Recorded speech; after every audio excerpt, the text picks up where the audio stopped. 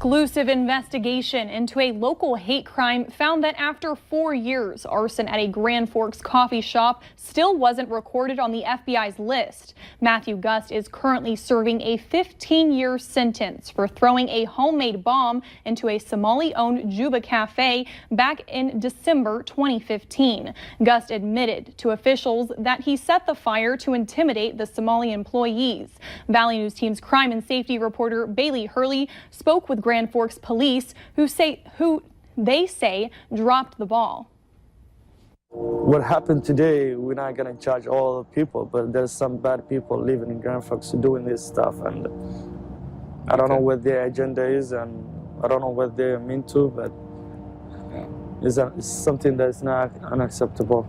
It's a crime that shook not only the Somali community in Grand Forks, but the whole city. When the Juba Cafe incident occurred, this entire community rallied. There was an unending amount of support that came out for the victims of that particular offense, and there should have been. However, after the case was all said and done with Matthew Gust behind bars, there was still some unfinished business at hand, as Gust's attack didn't show up on the FBI's database as a hate crime. Quite simply, there was so much going on and so many different people involved, it kind of fell through the cracks. Nobody went back and changed the initial code. The more people you get involved, the more sense there is that somebody took care of that.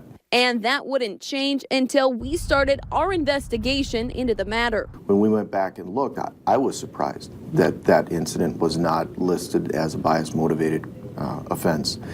And in making inquiries around the agency, all of us assumed it had been done.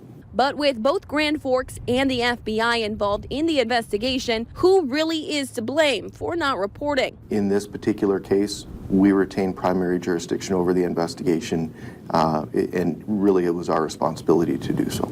And just this week, the incident can now be found on the BCI's 2015 report. But that doesn't mean every report made that year will reflect the change. In some fashion, it's still missing, and certainly wish that wasn't the case, but Zimmel says the frustration of adding a case to a report years later is not uncommon, as time and jury trials usually bring more information to light.